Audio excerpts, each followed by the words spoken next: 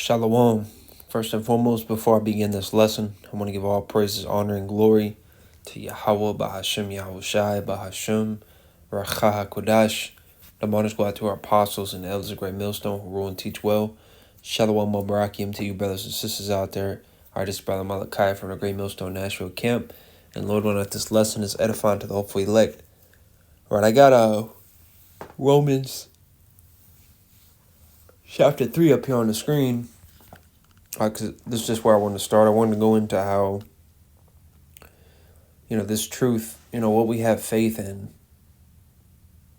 Most of the earth, they're not gonna believe, and they're not gonna understand the things that we understand. And it's very irritating, oftentimes, looking around and seeing our people just, that's irritating really all the time. Looking around at how our people conduct themselves. All right. People, will see us on the highways and byways or come across your video or, just overhear you saying something on the phone or at work or whatever. And they'll just judge you, they'll just not judge you righteously either. Talking shit, talking about not examining the whole matter, not actually listen. They just will never understand your mindset or your point of view because they're of the world. And really, let me grab this first. It's one of the many reasons why the Lord tells us just be around like-minded men. All right, what's the point in keeping company with people that are in the world, people that don't worship the same God that you worship, that don't apply the same mindset and laws that you apply? What's the point?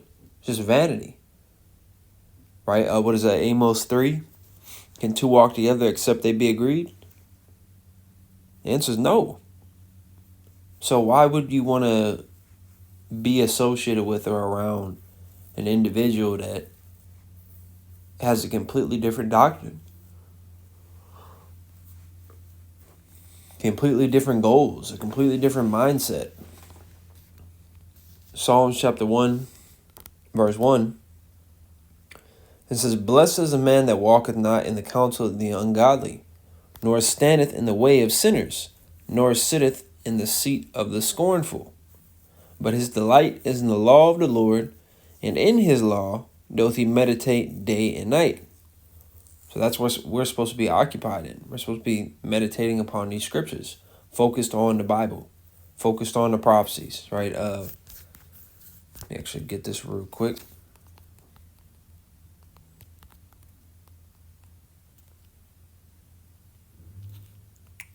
Sirach chapter 39, verse 1. It says, "But he that giveth his mind to the law of the Most High, and is occupied in the meditation thereof, will seek out the wisdom of all the ancient, and be occupied in prophecies." Let's get the etymology of the word occupy. Because the Lord said, "Occupy till I come." It says, which also, what else did Yahushua say? He said he must work, the work of him that sent him while it is day, because the night cometh when no man can work. Now is the time to be on fire. Now is the time to be doing lessons, going to camp, because pretty soon, we don't know how much longer we're going to have camp. We don't know how much longer we're going to have class or going to be able to upload to YouTube or going to be able to fast even, willfully. It says to take possession of and retain or keep, to take up space or room or time, employ someone. It says occupy a person or place. Like you. Just randomly got a yawn demon all of a sudden. But you're supposed to be busy. Right? You're not supposed to be idle. Okay, even Esau at his jobs, he don't want you just standing around. He wants you doing something. You're on the clock, you need to be working, right? How is that any different here? It's the same thing. We're talking about the same thing here. Occupy, right? You need to be doing, productive things for the Lord. And it doesn't mean every hour you're going to be reading, no. Okay, we understand that Jake got a balance, and we understand that, we got other things that we may have to handle and take care of and all that, and that's great, and that's cool, and that's fine. Okay? But that's, it's still geared towards his faith, his ministry. We're still meditating, praying. In fact, even when you're not physically reading the scriptures, you still should be operating according to the scriptures, right? You shouldn't be an Israelite on Saturday and then come Monday you're back to being African American or being a Mexican or a Puerto Rican. No. Okay, that's not how that works. Okay, that's not how this thing works. Okay? You need to be an Israelite on and off camera. This needs to become your lifestyle. This really isn't a job. If you want to be technical, because a job you might only be there for 8, 10 hours, maybe 12 a day. For some people 14, but typically like 8 to 10 hours, 8 to 12, and then you go home. No, but here it's 24/7, right? 365, as I say, Monday to Sunday. Doesn't matter where you are, who you're with, any of that. You need to be applying the scriptures. James 1:22, you're not supposed to be someone that merely talks. You need to be a doer of the word and not a hearer only. Okay? You need to actually have the conduct. And then most importantly, well, that is actually probably most important, but another important thing, let me say that, is if you're a man that was appointed to teach, you need to be doing the work. The decree is 3 videos a week. All right, but remember the Apostle Har said you should be in the spirit to do one every day. Monday, Tuesday, Wednesday, Thursday, Friday, you should be in the spirit of doing a lesson. Now, are you always going to do it? No, you might not. But first of all, you definitely need your 3, and you always want to make sure that you're putting your best foot forward. And we really do want to get saved, and we want to get out of here, man. Absolutely.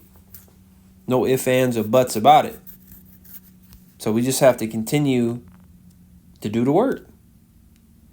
It's not going to be 1,000 years, and Thawadi al-Bashmel shy for that. But we don't know how much longer. It could, we don't know when things are going to change. We just hope and pray that it's within the next few years, all right? But it's looking very promising. We're hastening the coming of our Lord. We're not over here building a life here, right? We're not looking. Let me grab that. Which I had a topic and the Spirit had otherwise. And who cares? As long as it's edifying.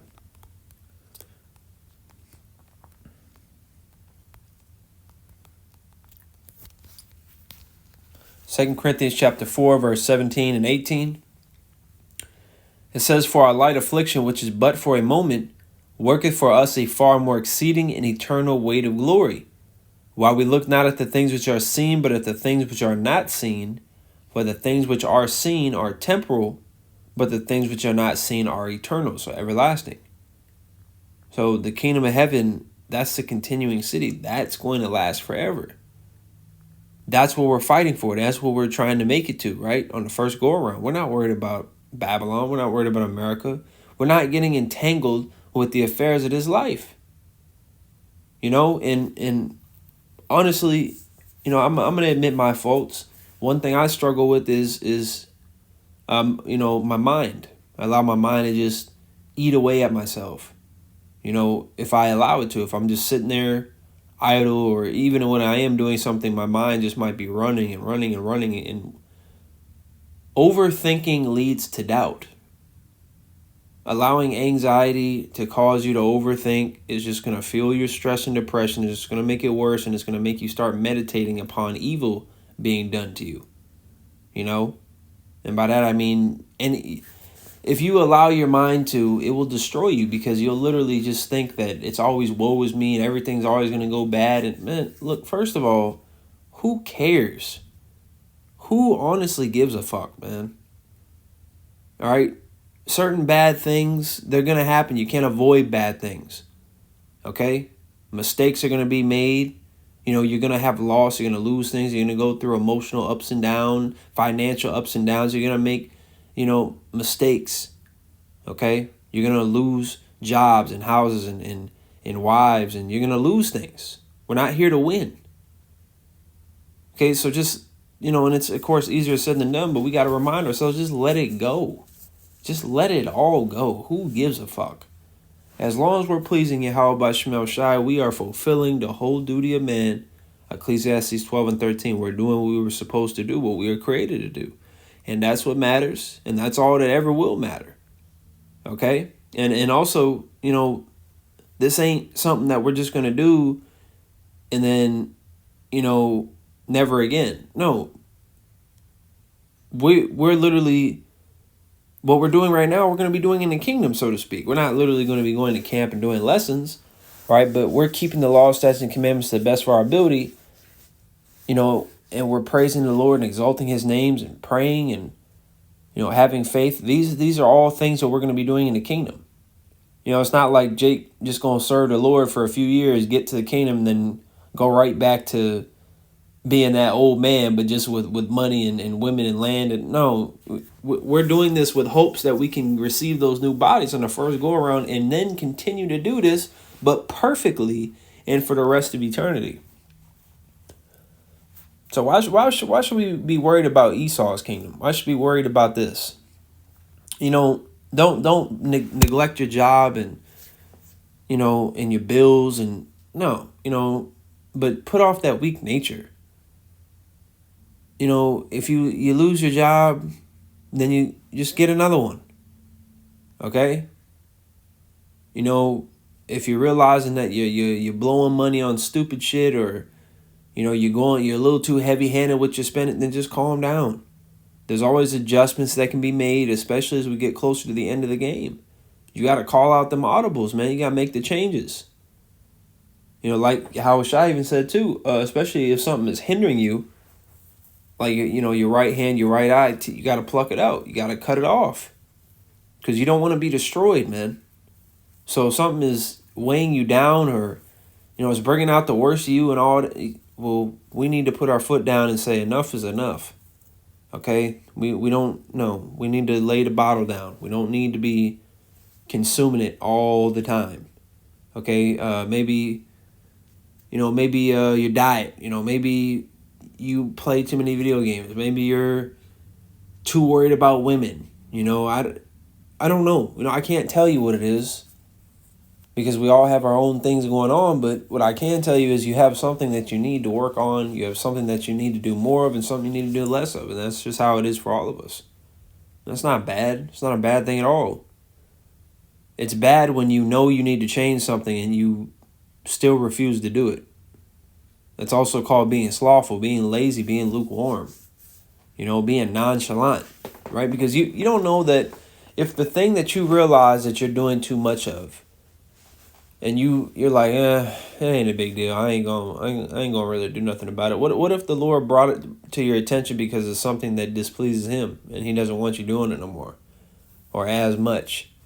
You need to think about that because we're not here to enjoy ourselves. We're not here to please ourselves. We're not here to fulfill our will, right? We're trying to fulfill the will of Yahweh Shemel Shai.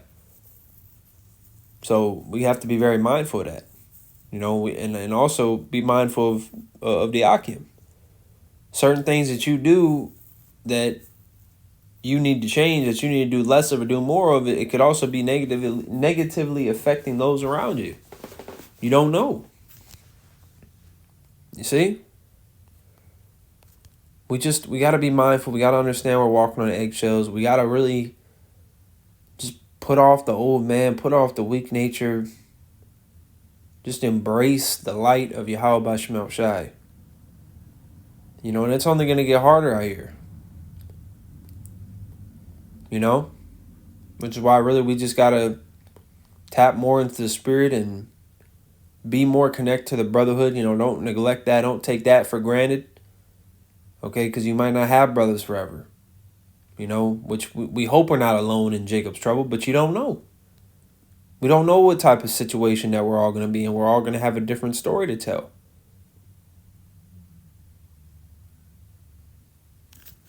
But one thing we know for sure is we were commanded to love one another. We need to care for one another. We need to help each other, exhort each other, rebuke each other, edify each other, right? Support each other, man, in the spirit. Brothers care about you. And, for a lot of our people, they're so caught up in emotions and they don't understand what it's like to be rebuked. So when they get rebuked, they just immediately, get offended or want to leave or want to fight and it's like, no, rebuke is love. Okay, I got rebuked yesterday, which it wasn't even a planned thing, but the Lord that had things that he wanted to tell me. And he did. And all you can really do when you're getting rebuked is just sit there and think about it, meditate on it, and just apply it. Like, yeah, is anything that's being said, is it wrong? No, hell no, not at all. So, you can get mad, but, ultimately, if you're getting mad or rebuked, who are you really getting mad at? You're getting mad at yourself. Because all that man is doing is pointing out your faults, and now you're acknowledging them. So why are you getting mad at him? You're the one doing it. He ain't doing it. He's just letting you know that you do it because you might not even realize it. That's another beautiful thing about seeking counsel as well, because it helps you understand what the right path is when you're unsure. Even when you do feel confident in something, you could be, I think, what does the scripture say? Confident in a plain way. You might not really understand what you're about to do, so you seek counsel. Because you might be confident as hell, like, yeah, it's going to work. And you ask a brother and he tell you, no, that's not. He's going to give you a different angle to where you weren't even looking at it like that. And then you're going to be like, oh, shit, yeah, that would have been stupid if I did that then. Seek counsel. All right, scripture say to seek it before every action. All right, which it doesn't mean, well, brother, should I use this deodorant or this one? No. But stuff concerning the walk, man. When you're unsure of something or you just want to make sure that you're handling it according to the Spirit, seek counsel. And you don't seek counsel from your uncle. You don't seek counsel from your ex-girlfriend. You don't seek counsel from, hell, even from your parents. You seek it from men of the Lord. You seek it from the men that are striving to get to the same place that you're trying to get to, which is the kingdom of heaven. All right, not a 401k. All right. So, Lord, when this was edifying, before I close, I want to give all praises to Yahweh, Bashim Yahushai, Bashim Rachah HaKodash. The honors go out to our apostles, elders, great millstones.